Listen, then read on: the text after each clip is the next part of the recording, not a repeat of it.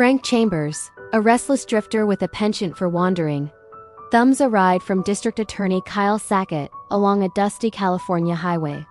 Sackett deposits him at Twin Oaks, a modest roadside establishment combining a diner and gas station, nestled in the rolling hills beyond Los Angeles.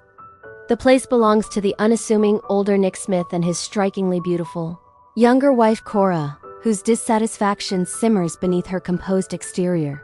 Frank secures employment at the diner, handling odd jobs and serving customers.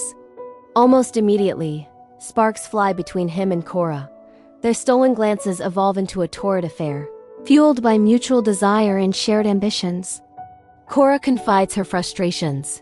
Trapped in a passionless union with Nick, she yearns to transform the diner into her own thriving enterprise. Yet, she knows divorce would strip her of everything, leaving her destitute. One fateful night, Cora proposes a sinister solution: eliminate Nick to claim the property. Frank, ensnared by love and greed, acquiesces. They devise a scheme.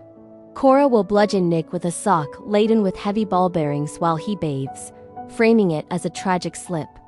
But fate intervenes. A patrolling officer drops by unexpectedly, and a stray cat shorts the electrical system, plunging the place into darkness. In the chaos, Cora delivers the blow, gravely wounding Nick, but he pulls through amnesiac about the incident. Suspicion evades them, and Nick recovers without complication. In Nick's absence, Frank and Cora savor a week of bliss, managing the diner as partners.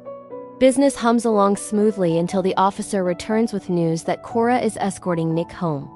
Overwhelmed by uncertainty, Frank flees to the bustling streets of Los Angeles. Days turn to weeks as he haunts the wholesale markets where the Smiths source their goods, pining for a glimpse of Cora. By chance, Nick spots him and demands he come back to Twin Oaks, hinting at a significant announcement. Reunited, the trio dines awkwardly. Cora maintains a frosty demeanor toward Frank.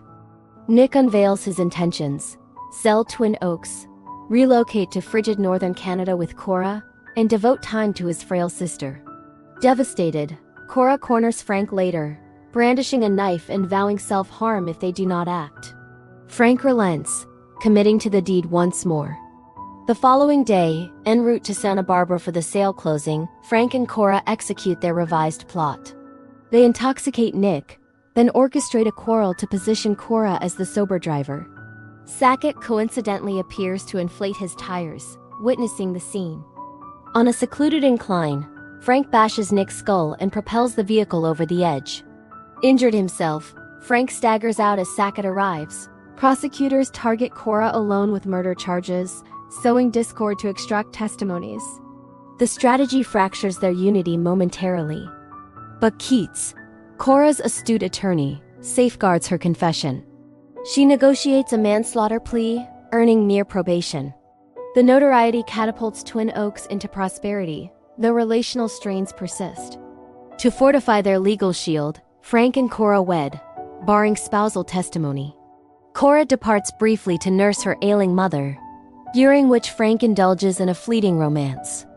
Her homecoming brings confrontation from Kennedy, Keats' former investigator, who extorts them with the pilfered confession. Frank overpowers him and his associate, retrieving the incriminating paper. Amid reconciliation, Cora discloses her pregnancy, viewing it as karmic redemption for their sin.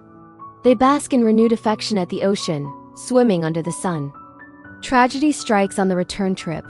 Frank's momentary distraction causes a fatal collision, claiming Cora's life. Convicted of Cora's murder, Frank awaits execution. Sackett visits, unveiling proof of Nick's slaying and positing that this sentence, albeit for the wrong crime, delivers cosmic justice. Frank concurs, embracing his end as atonement.